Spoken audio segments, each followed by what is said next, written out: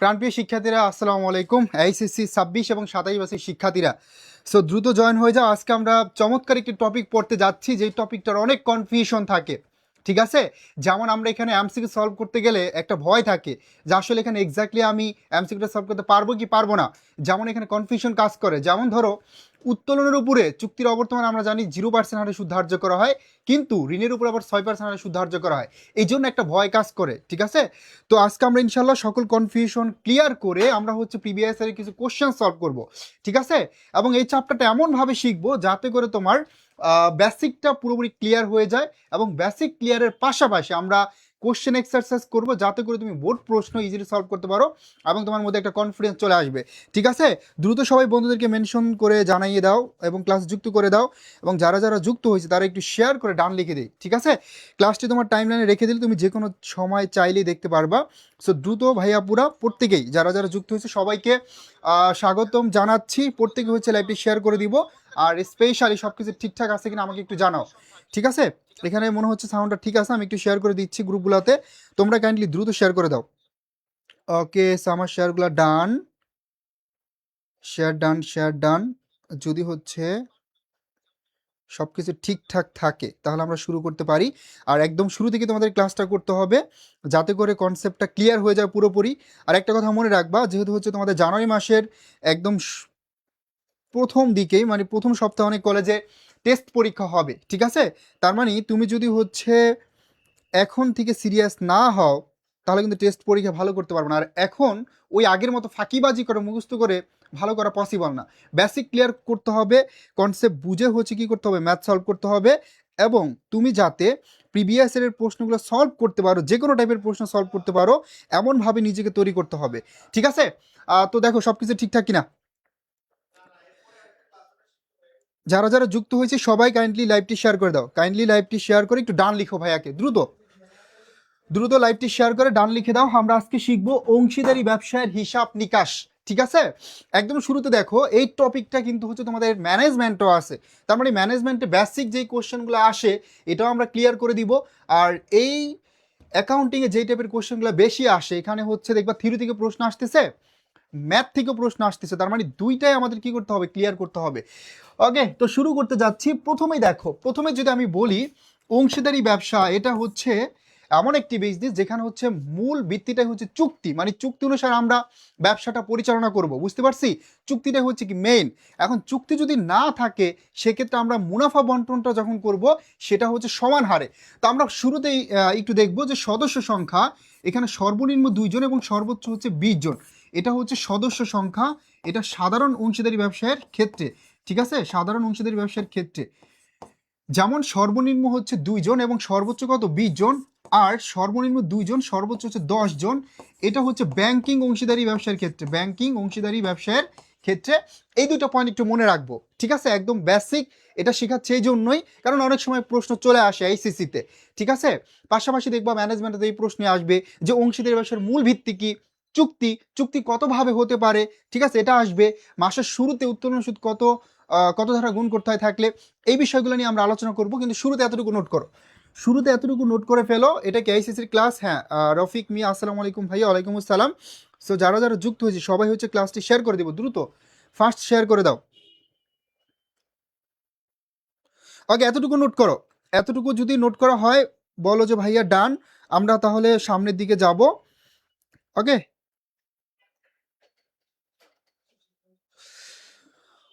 ওকে, তাহলে অংশীদারি ব্যবসার ক্ষেত্রে সর্বনিম্ন সদস্য সংখ্যা 2 জন আর সর্বোচ্চ 20 জন, এটা সাধারণ অংশীদারি ব্যবসার ক্ষেত্রে। আর ব্যাংকিং অংশীদারি ব্যবসা সর্বনিম্ন 2 জন এবং সর্বোচ্চ 10 জন। আর যদি নাবালক অংশীদারি ব্যবসা হয় সেক্ষেত্রে সর্বনিম্ন 2 জন এবং সর্বোচ্চ 19 জন। ঠিক আছে, এই পয়েন্টগুলো একটু মনে রাখবা, একদম প্রথমে এই পয়েন্টগুলো একটু মনে রাখবা। সেকেন্ড, আমরা তোমাদেরকে শেখাবো সেটা হচ্ছে মুনাফাটা কিভাবে বন্টন করতে হয়। মুনাফাটা কিভাবে বন্টন করতে হবে, মুনাফা বন্টন। তার মানে আমরা দেখবো এবার মুনাফা বন্টনটা, যে মুনাফাটা বন্টন আমরা কিভাবে করব। দেখো, অংশীদারি ব্যবসার মূল ভিত্তি কি, চুক্তি। অংশীদারি ব্যবসার মূল ভিত্তি কি, চুক্তি। তার মানে মুনাফাটা বন্টন করতে হবে চুক্তি অনুসারে। ফার্স্ট, মুনাফা বন্টন করতে হবে কিভাবে, মুনাফা বন্টন করতে হবে চুক্তি অনুসারে। এটা হচ্ছে প্রথমত। তার মানে যেহেতু মূল ভিত্তি চুক্তি, তার মানে আমরা মুনাফাটা বন্টন করব চুক্তি অনুসারে। ক্লিয়ার? 1 নাম্বার, মুনাফাটা বন্টন করব চুক্তি অনুসারে। 2 নাম্বার, এখন চুক্তি করা যদি না থাকে, যখন চুক্তি করা থাকবে না তখন মুনাফাটা বন্টন করতে হবে সমান হারে। এই যেই টার্মগুলা এইগুলা কিন্তু তোমার ম্যাথ যখন তুমি বের করবা যে কে কতটুকু মুনাফা পাবে, বন্টন কিন্তু মুনাফাটা প্রত্যেকটা অংশীদারের মধ্যে ভাগ করে দিবা, তখনও লাগবে। আর পাশাপাশি ভাইয়া পুরা এটা কিন্তু থিওরি থেকে প্রশ্ন আসে যে মুনাফা বন্টন করতে হয় কিভাবে, অংশীদারি ব্যবসার ক্ষেত্রে মুনাফাটা হচ্ছে তুমি কিভাবে বন্টন করবা, এটা কিন্তু লাগবে। তার মানে ভাই এই কন্ডিশনগুলো যদি প্রথমে ক্লিয়ার করতে পারো তখন তোমার জন্য অনেকটা ইজি হবে। 3 নাম্বার, এটা হচ্ছে যখন তোমার ব্যবসাটা বিলোপ সাধন হয়ে যাবে, অংশীদারি ব্যবসা যখন বিলোপ সাধন হয়ে যাবে সেই ক্ষেত্রে মুনাফাটা কিভাবে বন্টন করতে হবে। যখন বিলোপ সাধন হয়ে যাবে, যখন বিলোপ সাধন হয়ে যাবে সেই ক্ষেত্রে মুনাফা বন্টন করতে হবে মূলধন ব্যালেন্সের ভিত্তিতে। সেই ক্ষেত্রে মুনাফাটা বন্টন করতে হবে মূলধন ব্যালেন্সের ভিত্তিতে। সেই ক্ষেত্রে মুনাফাটা বন্টন করতে হবে মূলধন ব্যালেন্সের ভিত্তিতে। দেখো এই 3টা পয়েন্ট সবার ক্লিয়ার কিনা, এই 3টা পয়েন্ট সবাই বুঝতে পারছে কিনা বলতে হবে সাথে সাথে, ঠিক আছে? আমি আগানোর আগে তোমরা হচ্ছে এতটুকু ক্লিয়ার হয়েছো কিনা এতটুকু বলতে হবে। আর যখন হচ্ছে যেই টপিকটা পড়াচ্ছি সাথে সাথে না বললে কি হয়, ধরো আমি এটা স্কিপ করে সামনের দিকে চলে গেলাম, তখন হচ্ছে তুমি বললা ভাই এটা বুঝি নাই কে, তখন কিন্তু আবার পেছনে যাওয়া পসিবল না। এই জন্য সাথে সাথে রেসপন্স করতে হবে, ঠিক আছে? রফিক মিয়া, আমি আইসিসি 26 ভাই, 26 27 তুমি যেই ব্যাচের হয়ে থাকো না কেন এই ক্লাসগুলো তোমার জন্য অনেক অনেক বেশি গুরুত্বপূর্ণ এবং তুমি করতে পারবা, ঠিক আছে? কারণ এটা হচ্ছে 26 27-এর জন্য মূলত আমরা এই ক্লাসগুলো নিচ্ছি। ওকে, তো যেহেতু টপিক পড়াচ্ছি বোর্ড প্রশ্ন না, এটা তুমি ইজিলি বুঝতে পারবা। ওকে, এতটুকু ডান হলে বলো ভাইয়াকে, এতটুকু ডান, এতটুকু কমপ্লিট হলে বলো এতটুকু কমপ্লিট, দেন আমরা সামনের দিকে অগ্রসর হব, ঠিক আছে? এতটুকু ক্লিয়ার? ওকে, তো মুনাফাটা বন্টন কিভাবে করতে হয় ভাইয়া? অংশীদারি ব্যবসার মূল ভিত্তি হচ্ছে চুক্তি, তার মানে মুনাফা বন্টন করতে হবে চুক্তি অনুসারে, 1 নাম্বার। 2 নাম্বার, যখন চুক্তি করা থাকবে না তখন মুনাফা বন্টন করতে হবে সমান হারে, তখন মুনাফাটা বন্টন করতে হবে সমান হারে, ঠিক আছে? 3 নাম্বার, অনেক সময় দেখবা যে অংশীদারি ব্যবসা বিলোপ সাধন হয়ে যাচ্ছে, ব্যবসাটা ভেঙে যাচ্ছে, বাতিল হয়ে যাচ্ছে, তখন মুনাফাটা বন্টন করতে হবে সেই শুরুতে তুমি যে মূলধন ব্যালেন্স নিয়ে বিজনেস শুরু করছো ওই ব্যালেন্সের ভিত্তিতে মুনাফা বন্টন করতে হবে। এই 3টা point clear? Okay Rafiq Mia, done, thank you very much. যারা যারা যুক্ত হইছো কাইন্ডলি শেয়ার করো এবং বন্ধুদেরকে একটু মেনশন করে ক্লাসে যুক্ত করে দাও প্রত্যেকেই।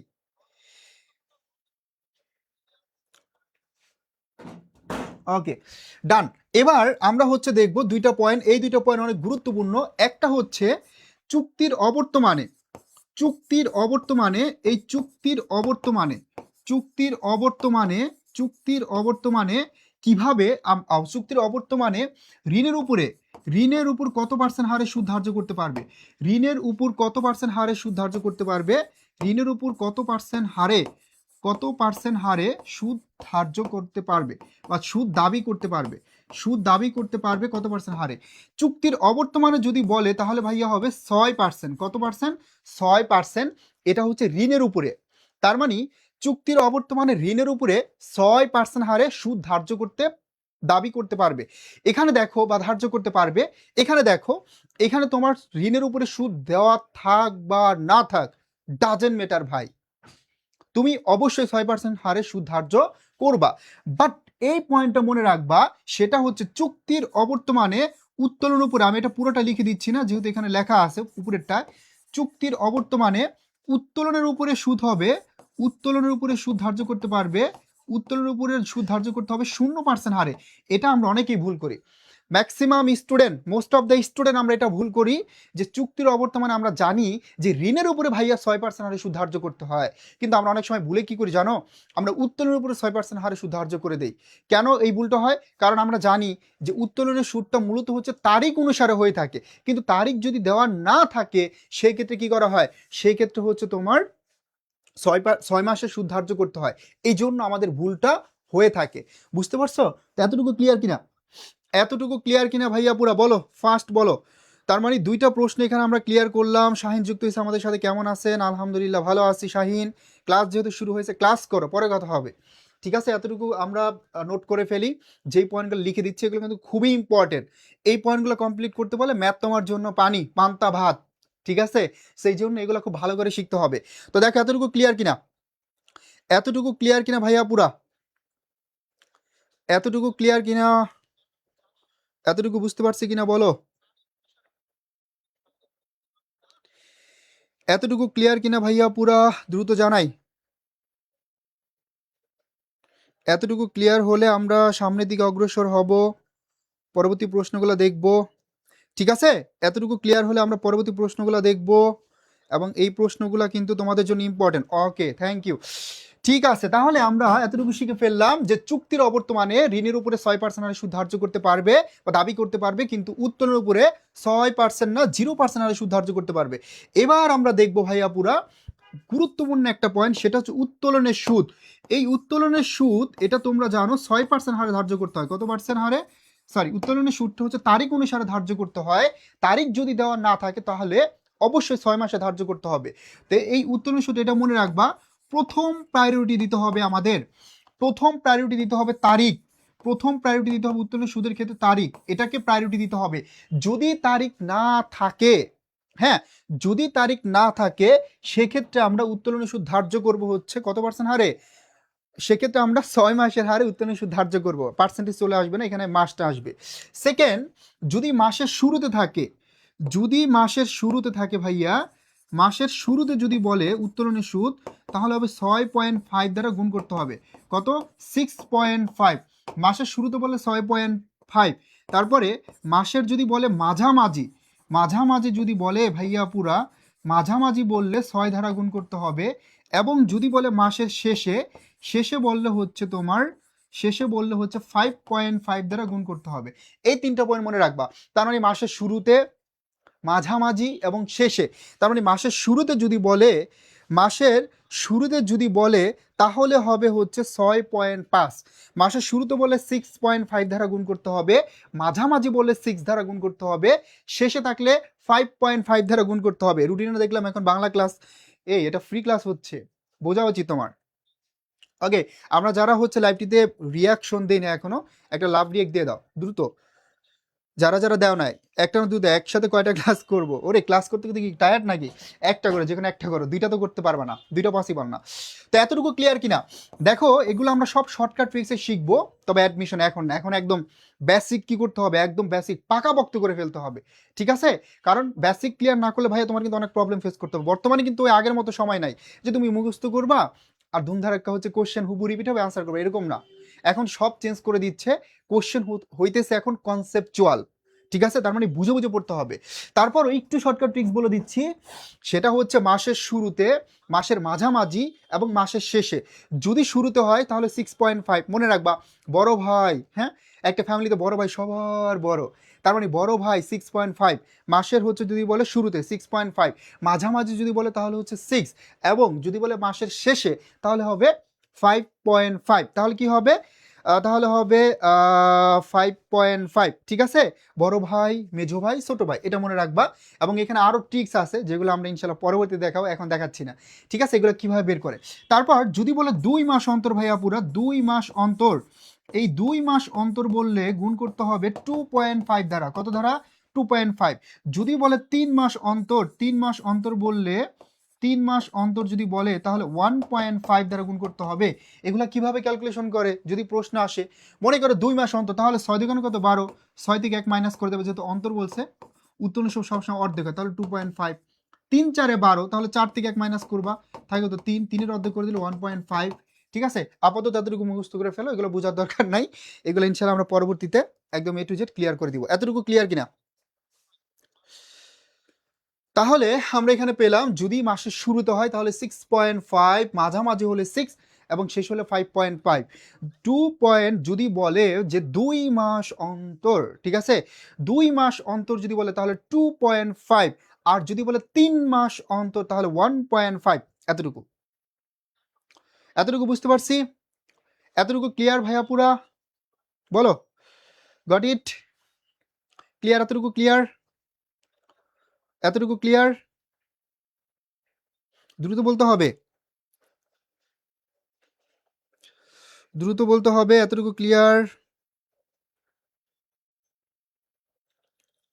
ওকে, এতটুকু ক্লিয়ার?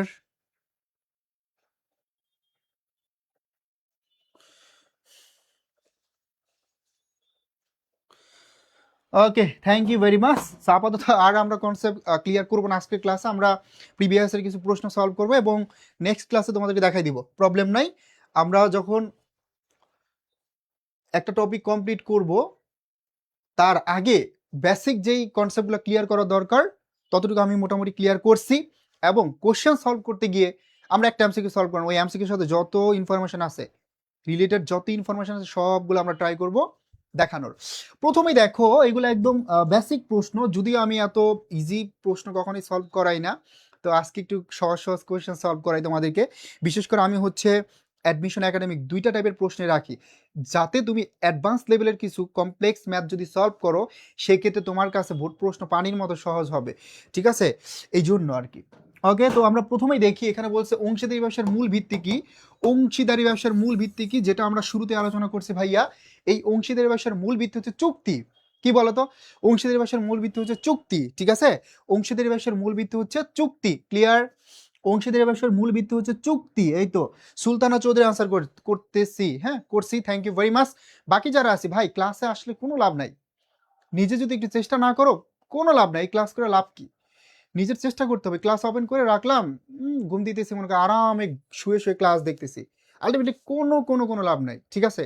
যতক্ষণ ক্লাস করবা ভাই, আমি আধা ঘন্টা পড়াবো, আধা ঘন্টা পুরোপুরি মনোযোগ দিতে হবে, ঠিক আছে। অনলাইন হয়েছে কি হয়েছে, আমি তোমার সাথে তোমার প্রত্যেকটা সমস্যা সলভ করে দিব, ঠিক আছে, যেখানে না বুঝতে পারে সাথে সাথে সলভ করবো, কিন্তু তুমি যদি মনোযোগ না দাও আলটিমেটলি এটা তোমার নিজের লস।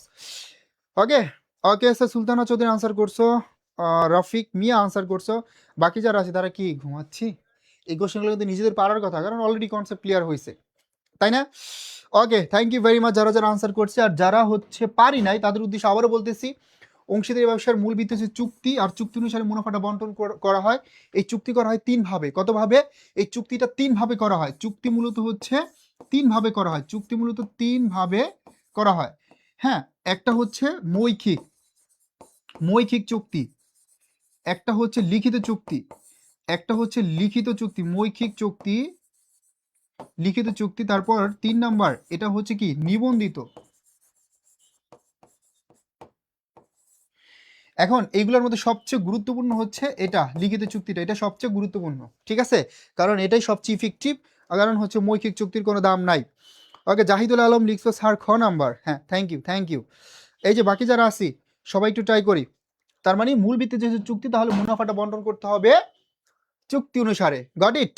ওকে, নেক্সট কোশ্চেন, নেক্সট প্রশ্ন, আমরা নেক্সট ক্লাস ইনশাল্লাহ আরো কঠিনগুলো সলভ করবো, আজকে বেসিক থেকে পড়াচ্ছি, যে এই জন্য বেসিক থেকে কিছু প্রশ্ন সলভ করো, তবে ম্যাথও থাকবে।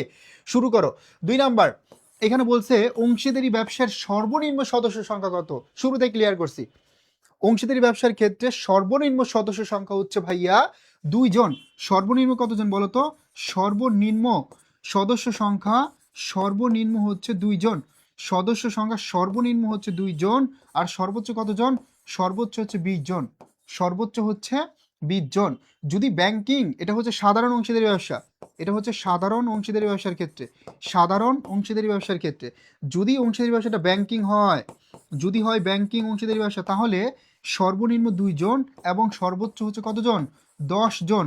যদি এটা হচ্ছে সীমিত অংশীদারি ব্যবসা হয়, সীমিত বা সীমাবদ্ধ অংশীদারি ব্যবসা, সেক্ষেত্রে হচ্ছে সর্বনিম্ন 2 জন এবং সর্বোচ্চ 19 জন, ঠিক আছে। এই পয়েন্টগুলো মনে রাখতে হবে, প্রত্যেকটা পয়েন্ট মনে রাখতে হবে, ঠিক আছে, এবং প্রত্যেকটা পয়েন্ট সাথে সাথে নোট করতে হবে, দুইটাই। ওকে, এখন দেখো, আমি যদি হচ্ছে শুধু শিখাতাম যে সর্বনিম্ন সদস্য সংখ্যা 2 জন, সর্বোচ্চ 20 জন, পরীক্ষার হলে আসছে যে ব্যাংকিং অংশীদারি ব্যবসার ক্ষেত্রে সর্বোচ্চ সদস্য সংখ্যা কত হবে, তখন তুমি দিবা কি 20 জন। এই যে তুমি হচ্ছে ডিফারেন্সটা জানো না, ঠিক আছে, এই জন্য যখন যেই এমসিকিউটা পড়বা ওটার সাথে কি কি কনফিউশন আছে বা রিলেটেড কি কি প্রশ্ন হতে পারে, আরো সম্ভাব্য কি কি কোশ্চেন হতে পারে, প্রিভিয়াস এর আসছে, এগুলা একটু অ্যানালাইসিস করে পড়বা। কনসেপচুয়াল প্রশ্ন হচ্ছে, তার মানে ডিরেক্টলি তুমি কিন্তু কোশ্চেন কমন পাবে না, ঠিক আছে, ডিরেক্টলি কোনো প্রশ্ন তুমি কমন পাবে না, এই জন্য অবশ্যই অবশ্যই কি করতে হবে, এমনভাবে পড়তে হবে যাতে ডিরেক্টলি কমন না আসলেও তুমি আনসার করে আসতে পারো, ঠিক আছে। যদিও এগুলো খুব সহজ এবং ম্যানেজমেন্টের পড়া, এক ঢিলে 2 পাখি মারা হচ্ছে, তাই না? যেমন আমরা অ্যাকাউন্টিং পড়তেছি, ম্যানেজমেন্টও পড়া হয়ে যাচ্ছে, তাই তো? ওকে, ওকে, তো আমরা চলে যাচ্ছি পরবর্তী কোশ্চেনে, কোশ্চেন নাম্বার 3। কোশ্চেন নাম্বার 3, এই প্রশ্নটা দেখো, এবার আবার বলছে অংশীদারি ব্যবসায়ের সদস্য সংখ্যা কত। অংশীদারি ব্যবসার ক্ষেত্রে আমরা জানি, একটু আগে এটা লিখে দিলাম, যদি বলে হয় ব্যাংকিং অংশীদারি ব্যবসার ক্ষেত্রে সর্বোচ্চ 10 জন, এটা কারেক্ট, এবং সাধারণ অংশীদার 20 জন, এবং সর্বনিম্ন সদস্য সংখ্যা কত 2 জন। তাহলে 1 2 3 তিনটাই কি কারেক্ট। ঠিক আছে, 1 2 3 এখানে তিনটাই তাহলে কারেক্ট, 1 2 3 এখানে তিনটাই কি তাহলে কারেক্ট। বুঝতে পারছি? ক্লিয়ার? তার মানে ভাইয়া যখন এই মাল্টিপল আসে তখন একটা ভয় কাজ করে, এই যে অংশীদার ব্যবসার সদস্য সংখ্যা এখানে কয়টা হবে, এখানে তিনটাই কারেক্ট হবে। ক্লিয়ার? সবাই ক্লিয়ার?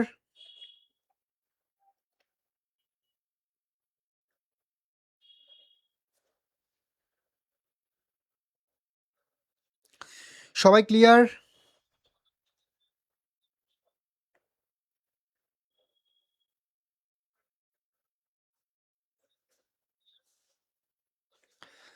ওকে, তাহলে পরবর্তী কোশ্চেনটা দেখব, কোশ্চেন নাম্বার 4।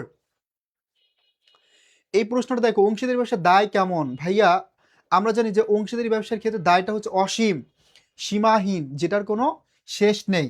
যেমন এই ব্যবসায়ের দায়টা হচ্ছে অসীম বা সীমাহীন, এটা ব্যক্তিকে পর্যন্ত প্রভাবিত করে। ঠিক আছে, ব্যক্তিগত সম্পত্তি পর্যন্ত এটা পৌঁছে যায় অনেক সময়। তো এটা বিশেষ করে এক মালিকানা ব্যবসার দায় কেমন? অসীম, সীমাহীন, যেটার কোনো শেষ নেই। সেমভাবে অংশীদারি ব্যবসার ক্ষেত্রেও কি অসীম। মনে রাখবা, এই এক মালিকানা এবং অংশীদার এগুলো কিন্তু ব্যক্তি সত্তার প্রতিষ্ঠান না, এই জন্য এই প্রতিষ্ঠানগুলোর ক্ষেত্রে আয়কর প্রদান করতে হয় না। এই জন্য এই প্রতিষ্ঠানগুলোর ক্ষেত্রে কি করতে হয় না? আয়কর প্রদান করতে হয় না। এই জন্য এই প্রতিষ্ঠানগুলোর ক্ষেত্রে আয়কর আয়কর আয়কর প্রদান করতে হয় না। ঠিক আছে, যেহেতু হচ্ছে ব্যক্তি সত্তার প্রতিষ্ঠান, এই জন্য কি করতে হয় না? আয়কর প্রদান করতে হয় না। Got it? তার মানে এই ক্ষেত্রে আয়কর প্রদান করতে হবে না। ঠিক আছে, সেম ভাবে যদি প্রশ্ন আসে আয়করকে খরচ হিসাবে বিবেচনা করা হয় কোন ব্যবসার ক্ষেত্রে, এটা হবে কোম্পানি ব্যবসা এবং সমবায় সমিতি। কোম্পানি ব্যবসা এবং সমবায় সমিতি, কোম্পানি ব্যবসা এবং সমবায় সমিতি, কোম্পানি ব্যবসা এবং সমবায় সমিতি, এই দুইটা হচ্ছে ব্যক্তি সত্তার প্রতিষ্ঠান। এই কোম্পানি ব্যবসা এবং হচ্ছে সমবায় সমিতি, কোম্পানি ব্যবসা এবং সমবায় সমিতি, এই দুইটা হচ্ছে ব্যক্তি সত্তার প্রতিষ্ঠান। ঠিক আছে, কোম্পানি ব্যবসা এবং সমবায় সমিতি এই দুইটা হচ্ছে ব্যক্তি সত্তার প্রতিষ্ঠান। দ্যাটস ওয়াই এই দুইটার ক্ষেত্রে আমাদের কি করতে হয়? আয়কর দিতে হয়, আয়কর পরিশোধ করতে, এবং আয়করকে খরচ হিসাবে দেখাতে হয়ে থাকে এই দুইটা প্রতিষ্ঠানের ক্ষেত্রে। ঠিক আছে, সরি খ নাম্বার ভাই, সরি বলা লাগবে না, এখানে তুমি শিখতে আসছো, সো কোনো প্রবলেম নাই। জাস্ট হচ্ছে কি করতে হবে? চেষ্টা করতে হবে, তাহলেই পারবা। যদি ভুল হয় কোনো প্রবলেম নাই, ভুলের মাধ্যমে আমরা কি করব? শিখবো। দ্যাটস ওয়াই এখানে মানে আহ,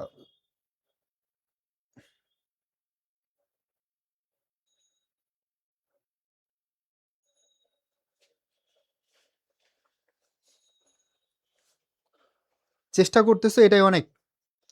ঠিক আছে, এটা ক্লিয়ার? এটা ক্লিয়ার তাহলে? ওকে, তারপর চলে যাচ্ছি পরবর্তী কোশ্চেনে, কোশ্চেন নাম্বার 5। এই প্রশ্নটা দেখো, কোনো নাবালককে অংশীদারি ব্যবসার অংশীদার হিসাবে গ্রহণ করলে তাকে বলা হয় সীমিত অংশীদার বা সীমাবদ্ধ অংশীদার। ঠিক আছে, সীমিত বা সীমাবদ্ধ অংশীদার। কোনো নাবালককে অংশীদারি ব্যবসায় অংশীদার হিসাবে গ্রহণ করলে তাকে বলা হয় নাবালক অংশীদার অথবা সীমাবদ্ধ অংশীদার। তাকে কি বলা হয়? নাবালক অথবা সীমাবদ্ধ অংশীদার। ঠিক আছে, তাকে বলা হয় নাবালক অথবা সীমাবদ্ধ অংশীদার, তাকে বলা হয় নাবালক অথবা সীমাবদ্ধ অংশীদার। ঠিক আছে, এখন দেখো এইগুলো কিন্তু খুবই সহজ question. Thank you sir, thank you, welcome. তোমার হচ্ছে দেখবা যে প্রিভিয়াস ইয়ারে এই প্রশ্নগুলো দুইটা একটা আসছে, মানে একদম অংশীদারি ব্যবসার সদস্য সংখ্যা কত, দায় কেমন, তবে এগুলো কিন্তু ম্যানেজমেন্টের জন্য বেশি ইম্পর্টেন্ট। তারপরে হচ্ছে আমরা যেহেতু সামনে এইচএসসি পরীক্ষা, টেস্ট পরীক্ষা, এই জন্য এই টাইপের প্রশ্ন সলভ করতেছি। ইনশাল্লাহ নেক্সট ক্লাস আমরা বেশি বেশি ম্যাথ সলভ করব, এবং এই টপিকটার প্রিভিয়াস ইয়ারে কিন্তু ম্যাথ, বিশেষ করে কোন টাইপের ম্যাথগুলো বেশি আসছে, এখানে তোমার এই যে বিশেষ করে মুনাফা বন্টন, হ্যাঁ বন্টন সংক্রান্ত ম্যাথ, পাশাপাশি উত্তোলনের সুদ সংক্রান্ত ম্যাথ, এই কোশ্চেনগুলো একটু বেশি আসছে। ঠিক আছে, এবং তোমরা যদি দেখো, দেখবা যে এখানে বিশেষ করে মাসের শুরুতে উত্তোলন হলে কত হতে পারে সুদ, শেষে হলে কত হতে পারে, 2 মাস অন্তর, 3 মাস অন্তর, সপ্তাহের শুরুতে, সপ্তাহের মাঝামাঝি, সপ্তাহের শেষে, এই টাইপের প্রশ্নগুলো ঘুরে ফিরে আসতেছে। ঠিক আছে, এবং আমরা যদি আরো দেখি, মনে করো একজন ইন্ডিভিজুয়াল অংশীদার কত টাকা পাবে, হ্যাঁ অংশীদার কত টাকা পাবে, এই টাইপের ম্যাথও আসে, যে এখানে ধরো রহিম, করিম এবং জরিম আছে, এই তিনজনের মধ্যে কে কত টাকা পাবে, রিনা, মিনা, টিনা, হ্যাঁ রিনা, মিনা, টিনা, এই তিনজনের মধ্যে রিনা কত পাবে, টিনা কত পাবে, এই টাইপের প্রশ্নগুলো আসে। বন্টনকৃত মুনাফা কত হবে, এবং অনেক সময় আসে সমাপনী মূলধন কত হবে। ঠিক আছে, ঘুরে ফিরে এই টাইপের ম্যাথগুলোই বারবার আসতেছে। ওকে, সো এটা ক্লিয়ার। আমরা সামনের দিকে অগ্রসর হচ্ছি। পরবর্তী প্রশ্ন, অংশীদারি চুক্তি হতে পারে ভাইয়া 3 ধরনের, যেটা আমরা শুরুতে লিখে দিচ্ছি। অংশীদারি চুক্তি হতে পারে 3 ধরনের। অংশীদারি চুক্তি হতে পারে 3 ধরনের। কত ধরনের? 3 ধরনের। অংশীদারি চুক্তি হতে পারে 3 ধরনের। তার মানে তোমার হচ্ছে মৌখিক, লিখিত এবং নিবন্ধিত। তাহলে আমাদের এই চুক্তিটা হতে পারে মৌখিক, এটাও কারেক্ট, লিখিত এটাও কারেক্ট, নিবন্ধিত এটাও কারেক্ট। তার মানে অংশীদারি চুক্তি হতে পারে মৌখিক, লিখিত এবং নিবন্ধিত। মৌখিক, লিখিত এবং নিবন্ধিত। অংশীদারি চুক্তি হতে পারে মৌখিক, লিখিত এবং নিবন্ধিত। ঠিক আছে, অংশীদারি চুক্তি হতে পারে মৌখিক, লিখিত এবং নিবন্ধিত।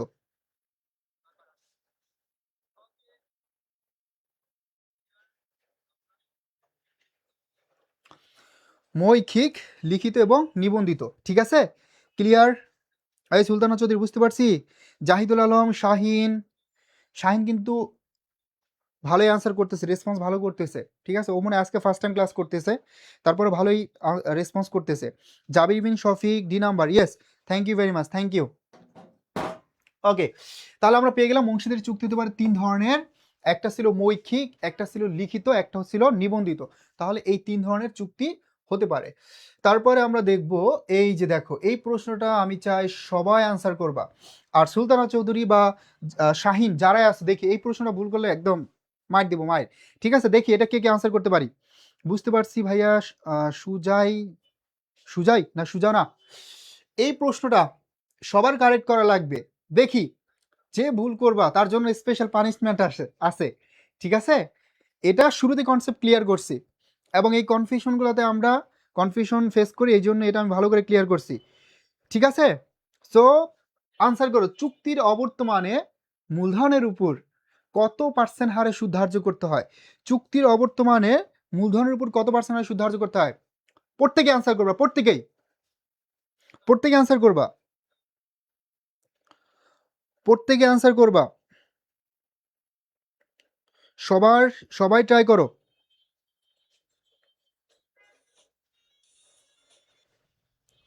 সবাই ট্রাই করো।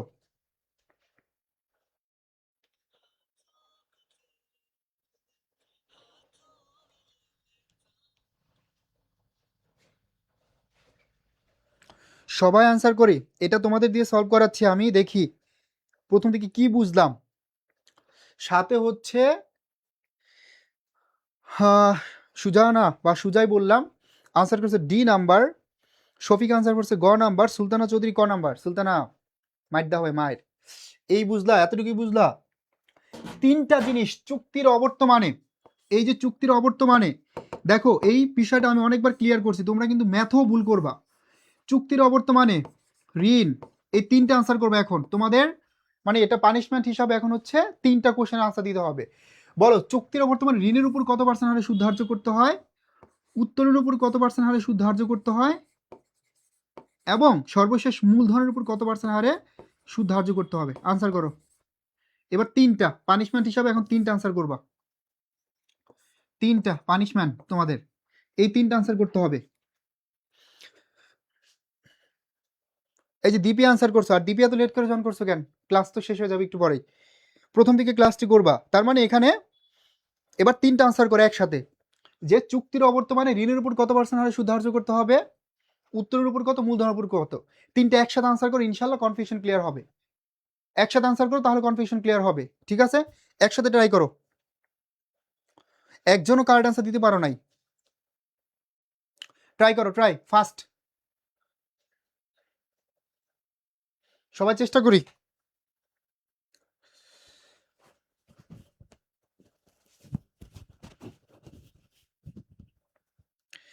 দেখো এই কোর্সের প্যানেলে কোন কোন টিচার আছে, যেমন ধরো আমি তোমাদের হিসাব বিজ্ঞান ক্লাস নিব। ঠিক আছে, পাশাপাশি তোমাদের শিমুল স্যার আছে, শিমুল স্যারও হিসাব বিজ্ঞান ক্লাস নিবে। আমরা দুজন, দেলোয়ার ম্যানেজমেন্ট মার্কেটিং পড়াবে। ঠিক আছে, আর পাশাপাশি তোমাদের মহাসিন স্যার, সে হচ্ছে ইংলিশ নিবে, এবং আলফিও আছে সাথে। বাংলার জন্য সুফিয়ান ভাই, মানে একদম কি বলবো, কমপ্লিট প্যাকেজ। ঠিক আছে, একদম পারফেক্ট প্যাকেজ পাবে তোমরা, এবং দেশের সেরা টিচার প্যানেল, প্রত্যেকেরই আছে পড়ানোর অনেক অনেক অনেক বছরের অভিজ্ঞতা, পাশাপাশি প্রত্যেকের ব্যাকগ্রাউন্ড দেখো, সবাই ঢাকা বিশ্ববিদ্যালয় থেকে পড়াশোনা করছে এবং আমরা পড়াশোনা করতেছি। যেমন তোমাদের শিমুল স্যার কিন্তু 20 বছর প্লাস অভিজ্ঞতা, মহসিন স্যার, তারপর হচ্ছে সুফিয়ান স্যার, এরা কিন্তু 14 বছর প্লাস অভিজ্ঞতা, 14 বছর ধরে স্টুডেন্ট পড়াচ্ছে। ঠিক আছে, এবং তুমি জাস্ট আমার ক্লাস করো, ক্লাস করে ডিসিশন নিতে পারো ভাইয়ারা কেমন পড়ায়। ভাইয়া তো বলতেছে মুখে অনেক কিছুই, বাট ক্লাস করো। আমি আরও কিছু ক্লাস নিয়েছি, ক্লাসগুলো দেখো, আমাদের প্রিভিয়াস অনেক স্টুডেন্ট আছে, ওদের ফিডব্যাক দেখো, ফিডব্যাক নাও, নিয়ে দেখো। এই তো সুজানা আনসার করছে, মানে সুজানাটাই ভালো মনে হচ্ছে আমার, এই জন্য এই নামটা বলতেছি। 6%, 0%, 0%। রফিক মিয়া উত্তোলন লিখছে 0%, সমহারে উত্তোলন টাকা পাবে। ভাই জাবির বিন শফিক, আমি কিন্তু বলি নাই যে কিভাবে বন্টন করতে হবে, এটা বলছি কিভাবে বন্টন করতে হবে এটা বলি নাই, আমি বলছি যে উত্তোলন মানে চুক্তির অবর্তমানে কত পার্সেন্টের সুদ। দেখো ঋণের উপরে একমাত্র চুক্তির অবর্তমানে ঋণের উপরে সুদ ধার্য করতে পারবে, সেটা হচ্ছে 6% হারে, চুক্তির অবর্তমানে শুধুমাত্র ঋণের উপরে। উত্তোলনের উপরে 0% হারে, উত্তোলনের উপরে 0% হারে, মূলধনের উপরে 0% হারে, এই পয়েন্টটা মনে রাখতে হবে। কিন্তু আমরা কেন ভুল করি, উত্তোলনের উপরে তারিখ যদি না থাকে, উত্তোলনের উপরে আমরা সুদটা ধার্য করি তারিখ অনুসারে, তারিখ অনুসারে। এখন এই তারিখ যদি না থাকে, তারিখ অনুসারে তারিখ যদি না থাকে, সেক্ষেত্রে আমরা কি করি, সেক্ষেত্রে আমরা হচ্ছে মুনাফাটা বন্টন করি, সরি, উত্তোলনের সুদ ধার্য করি হচ্ছে 6 মাসের। এই যে 6 মাস, এই জন্য আমাদের কনফিউশনটা কাজ করে। তাহলে আজকে মনে রাখবা, একসাথে নোট করবা, এখানে হচ্ছে ঋণের উপরে চুক্তির অবর্তমানে 6% হারে সুদ দাবি করতে পারবে, উত্তোলনের উপর 0% এবং মূলধনের উপর 0%। যদি বলে দেয় পার্সেন্টেজ, তাহলে হচ্ছে তুমি দাবি করতে পারবা এবং ধার্য করতে পারবা। ঠিক আছে, ক্লিয়ার? কনফিউশনটা ক্লিয়ার? এই সুলতানা নোট করো ফার্স্ট। রফিক, শফিক, আমাদের রফিক শফিক সবাই ক্লাস করতেছে আজকে। ঠিক আছে, থ্যাংক ইউ, গ্রেট। তাহলে প্রত্যেকে দেখো যে কার অ্যান্সারটা, কার কার অ্যান্সার কারেক্ট হয়েছে বলো, কার কার আনসার কারেক্ট হয়েছে।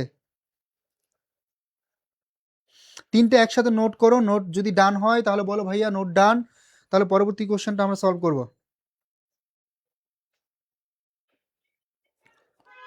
ওকে, থ্যাংক ইউ। হ্যাঁ ভাইয়া, নোট ডান না? ওকে, সো নোট ডান হলে আমরা পরবর্তী কোশ্চেনটা দেখব, কোশ্চেন নাম্বার 8। কোশ্চেন নাম্বার 8, এই প্রশ্ন দেখো, চুক্তির অবর্তমানে অংশীদারি ব্যবসায়ের মুনাফা কিভাবে বন্টন করতে হয়।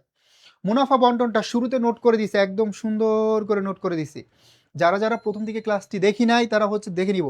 ঠিক আছে, যারা যারা প্রথম দিকে ক্লাসটি দেখো নাই কাইন্ডলি দেখে নাও। এখানে হচ্ছে আমরা কি বলছিলাম, যে মুনাফাটা বন্টন করতে হয় চুক্তি অনুসারে। যেহেতু অংশীদারি ব্যবসার মূল ভিত্তি হচ্ছে চুক্তি, যেহেতু মূল ভিত্তি হচ্ছে চুক্তি, তার মানে মুনাফা বন্টন করতে হবে চুক্তি অনুসারে। এটা হচ্ছে 1 নাম্বার।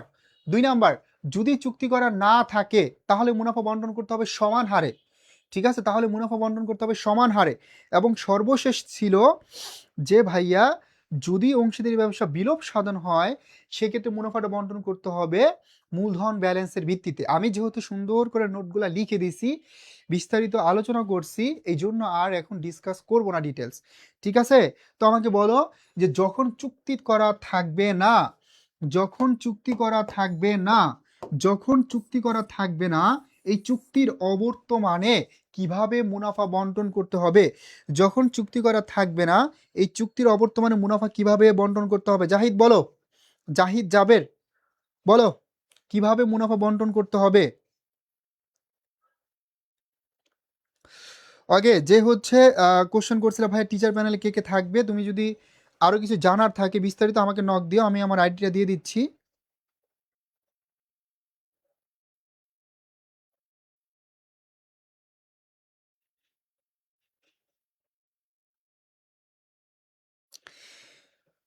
সো এখানে নক দিও বিস্তারিত যদি কিছু জানার থাকে। ওকে, তাহলে এটা ডান। এই 8 হচ্ছে সি নাম্বার, যারা যারা সি নাম্বার আনসার করছে all are correct. Thank you very much, clap তোমাদের জন্য। হ্যাঁ, তাহলে সমানুপাতিক হারে অথবা সমান হারে, তার মানে চুক্তির অবর্তমানে মুনাফাটা বন্টন করতে হবে সমান হারে। চুক্তির অবর্তমানে মুনাফা বন্টন করতে হবে সমান হারে, চুক্তির অবর্তমানে মুনাফা বন্টন করতে হবে সমান হারে।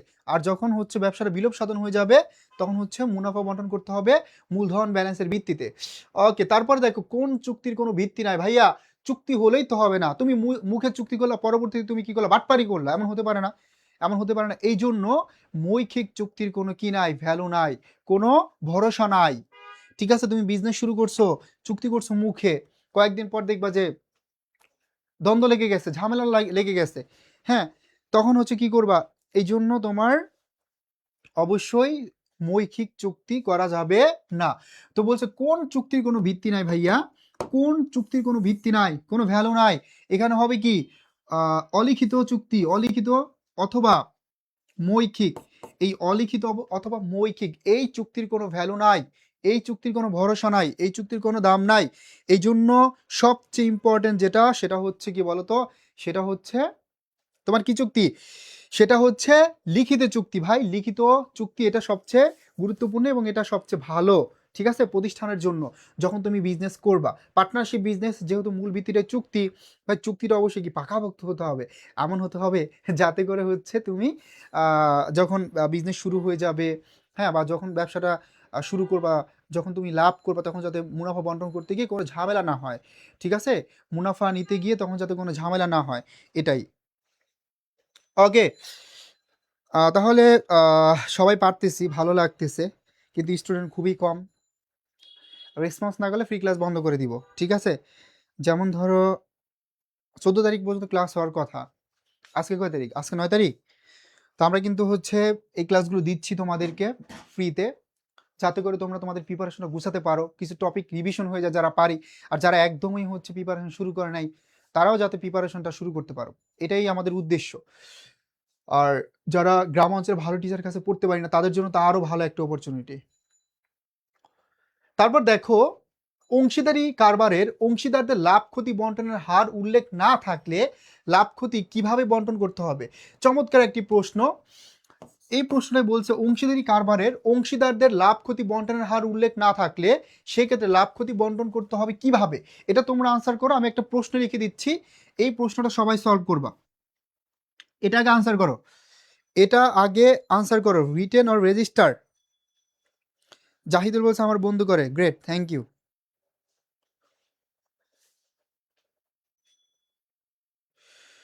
এই ক্লাসগুলো অনেক মিস করি।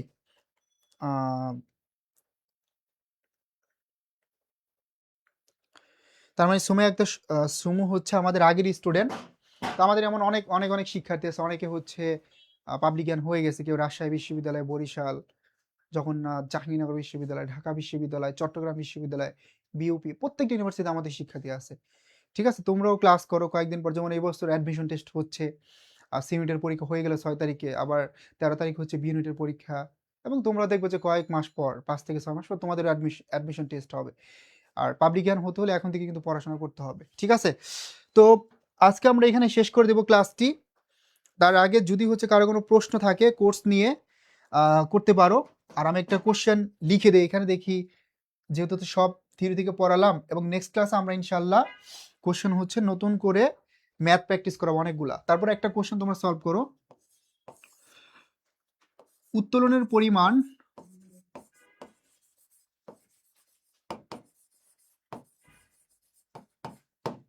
2000 টাকা।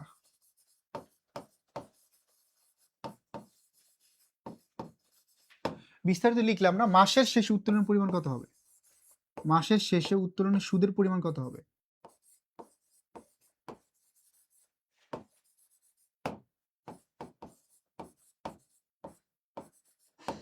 এটা আনসার করো, পরিমাণ কত হবে যদি, মনে করো এখানে পার্সেন্টেজটা দিয়ে দেই, উত্তোলনের সুদের হার,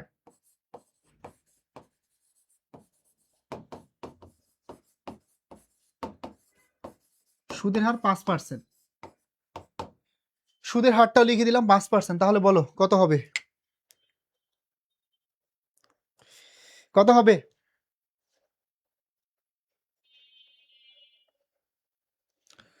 সবাই ট্রাই করি, দেখা না গেলে আমি এই পাশে দাঁড়াই।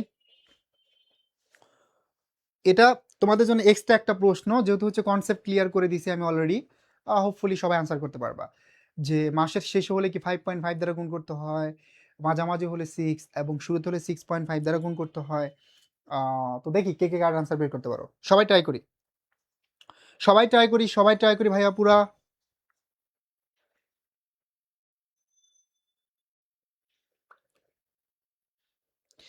সুলতানা চৌধুরী লিখছো 550 টাকা।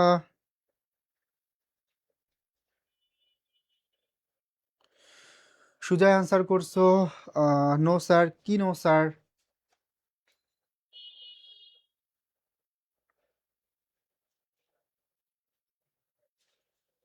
ও আচ্ছা, ও হচ্ছে সরাসরি 5.5 দ্বারা আনসার করছে 11,000 টাকা। Thank you very much, thank you. আর পরবর্তীতে হচ্ছে লিখছে 550 টাকা। ইয়েস, তো আমি তো শুরুতে সুদের হারটা দেই নাই। তো দেখো ও হচ্ছে কতটা ট্যালেন্টেড, আগে হচ্ছে কি করছে, আনসার বের করে ফেলছে। ওটা যখন হচ্ছে পার্সেন্টেজ ছিল না, সরাসরি গুণ করছে।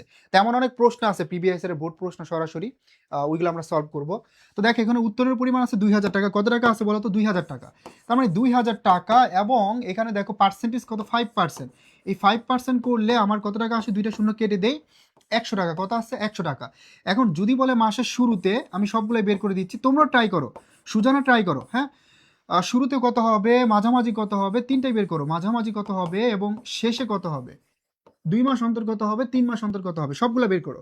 তো দেখে 100 টাকা আসছে, তো মাসের শুরুতে যদি হয় তাহলে 6.5 দ্বারা গুণ করতে হবে। গুণ করলে দেখো কত আসছে, 0,0,5, 11.006। তার মানে 650 টাকা। কত আছে? 650। আর মাঝামাঝি হইলে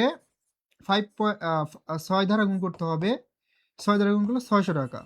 আর শেষে যদি হয় তাহলে কত গুণ করতে হবে? 5.5 দ্বারা গুণ করলে 550 টাকা আসবে। আর যদি 2 মাস অন্তর হয় তাহলে 100কে গুণ করবে 2.5 দ্বারা, যেমন ধরো 0,005 0,002, তাহলে কত হয়? 250। 1 মাস 3 মাস অন্তর হলে 1.5 দ্বারা গুণ করতে হবে। ঠিক আছে, এতটুকুই। ওকে, তাহলে এতটুকুই আমরা আজকে এখানে ক্লাসটি শেষ করব। যারা শুরু থেকে ক্লাসটি করছে, থ্যাংক ইউ ভেরি মাচ। আর যার যত প্রশ্ন আছে, হ্যাঁ, এই কোর্সে ভর্তি হওয়ার জন্য টিচার প্যানেলে কারা আছে এটা তো বললাম। এই পাশাপাশি আমরা শুরুতে আমাদের এখানে 3টা ক্যাটাগরিতে কোর্স পাবে তোমরা। সেটা হচ্ছে বাংলার জন্য, ইংরেজির জন্য এবং আইসিটির জন্য আলাদা একটা কোর্স আছে, কমন সাবজেক্টগুলোর জন্য। ঠিক আছে, পাশাপাশি শুধুমাত্র group subject accounting, management, marketing, finance, এটার জন্য আলাদা একটা কোর্স আছে। পাশাপাশি কম্বো কোর্স, এখানে কমন সাবজেক্ট, গ্রুপ সাবজেক্ট একসাথে। ঠিক আছে, আর টিচার প্যানেল যারা আছে এখানে প্রত্যেকেই অনেক বেশি অভিজ্ঞ। ঠিক আছে, যেটা তোমরা ক্লাস করলে বুঝতে পারবে। একটু আগে বাংলার ক্লাস হয়েছে, অ্যাকাউন্টিং ক্লাস শুরু হওয়ার পূর্বে সুফিয়ান স্যার নিয়েছে, এবং তোমরা জানো মহসিন স্যার কেমন ক্লাস নেয় ইংরেজিতে, এবং আমার ক্লাস করো, করে হচ্ছে ডিসিশন নাও যে ভর্তি হওয়া যাবে কিনা। সময় সুযোগ এই দুইটা বারবার আসে না। তোমার লাইফের সবচেয়ে ইম্পর্টেন্ট সময় হচ্ছে এটা, এইচএসসির শেষ সময়টা এবং অ্যাডমিশনের আগের সময়টাকে বলা হয় লাইফের টার্নিং পয়েন্ট। ঠিক আছে, তুমি এতদিন যা পড়াশোনা করছো এটা যদি প্রপারলি এখন এই সময়টা যদি ইউজ করতে না পারো, হ্যাঁ, তাহলে কিন্তু তোমার এইচএসসি খারাপ হবে। এইচএসসি খারাপ হলে এটা অ্যাডমিশনের প্রভাব পড়বে। তার মানে এই সময়টা তোমার লাইফের সবচেয়ে গুরুত্বপূর্ণ সময়। সময়গুলো প্রপারলি ইউজ করো। সময় সুযোগ দুইটাকে কাজে লাগাতে হবে, এটা বারবার আসবে না। বারবার বলতেছি, টেস্টে যাতে ভালো করতে পারো এবং পরবর্তীতে অ্যাডমিশনও তোমরা যাতে ভালো করতে পারো। ঠিক আছে, এটার জন্য এখন থেকে একটু পড়াশোনা করো, পড়াশোনার সাথেই থাকো। আর তোমাদের প্রিপারেশন গুছিয়ে দিতে এইচএসসির আগেও আমরা ম্যারাথন ক্লাস নিব ইনশাল্লাহ। ওই ম্যারাথন ক্লাসে একদম মানে যখন হিসাব বিজ্ঞান প্রথম পত্র পরীক্ষা হবে তার আগে আমরা হিসাব বিজ্ঞান প্রথম পত্রের উপর ম্যারাথন ক্লাস নিব, যেখানে আমরা একদম ফার্স্ট চ্যাপ্টার থেকে শুরু করে হিসাব বিজ্ঞান পরিস্থিতিকে প্রত্যেকটা চ্যাপ্টার বেসিক বেসিক তো ক্লিয়ারে থাকবে, বেসিক নিয়েও মোটামুটি আলোচনা করবে, এবং যেগুলো গুরুত্বপূর্ণ ওই প্রশ্নগুলো সলভ করে দিব। ঠিক আছে, তো আজকে এখানে আমরা শেষ করতেছি ক্লাসটি। সবাই ভালো থাকি, সুস্থ থাকি। আর যদি কারো কোনো প্রশ্ন থাকে অবশ্যই করতে পারো। আর কোর্স সম্পর্কে বিস্তারিত জানতে অবশ্যই আমাদের পেজে নক দাও অথবা হেল্প নাম্বার ফোন দিয়ে বিস্তারিত জানতে পারো। ওকে, তাহলে আল্লাহ হাফেজ। আজকের মতো এখানে আমরা শেষ করব। ভাই পড়াশোনায় মন বসে না, পড়াশোনায় হচ্ছে মন বসাতে হবে। ঠিক আছে, পড়াশোনাটাকে হচ্ছে এনজয় করতে হবে, ভালো লাগাতে হবে। ভাববা যে পড়াশোনা যদি না করি তাহলে এতদিন যা পড়লাম এটার কোনো ভ্যালু থাকবে না, এবং লাইফে ভার্সিটিতে পড়তে পারবে না। আর ভার্সিটিতে যদি না পড়তে পারি তাহলে লাইফটা কেমন হতে পারে, এইগুলো চিন্তা করবে। আর ভার্সিটিতে যদি পড়ো তাহলে তুমি কি কি সুযোগ সুবিধা পাবে, এই জিনিসগুলো হচ্ছে ভাববা। এই যে যারা ভার্সিটিতে পড়তেছে তাদের লাইফটা কেমন, এবং তারা দেখো যে বর্তমানে ঢাকা বিশ্ববিদ্যালয়ে যারা পড়াশোনা করে বের হয়েছে বা অন্যান্য পাবলিক ইউনিভার্সিটি থেকে, তারা দেখবে যে দেশের টপ টপ পজিশনে ওরাই কিন্তু থাকতেছে, রাজত্ব করতেছে। তার মানে দিন শেষে তুমি কি কি সুযোগ সুবিধা পাবে একটা পাবলিকান হতে পারলে, এই বিষয়গুলো নিয়ে হচ্ছে কি করবে এখন থেকে ভাববা। এই যে পড়তে ভালো লাগে না এগুলো বললে তো চলবে না। ঠিক আছে, তুমি যদি পড়াশোনা না করো, তোমার বন্ধু কিন্তু ঠিকই পড়াশোনা করতেছে, ও কিন্তু ওর লক্ষ্যে পৌঁছাই যাবে। এই জিনিসগুলো হচ্ছে কি করতে হবে, ভাবতে হবে। ওকে, থ্যাংক ইউ ভেরি মাচ। সবাই ভালো থাকি ভাইয়া পুরা তাহলে। দেখা হবে। আর যাদের বাড়িতে হচ্ছে ঢাকায় আছে, স্পেশালি ফার্মগেটের আশেপাশে, অফিসে চলে আসতে পারো আই এডুকেশনের। আর ক্যাম্পাসে আসবা, ক্যাম্পাস ঘুরবা, হ্যাঁ, ঢাকা বিশ্ববিদ্যালয়ের ক্যাম্পাস ভিজিট করবা।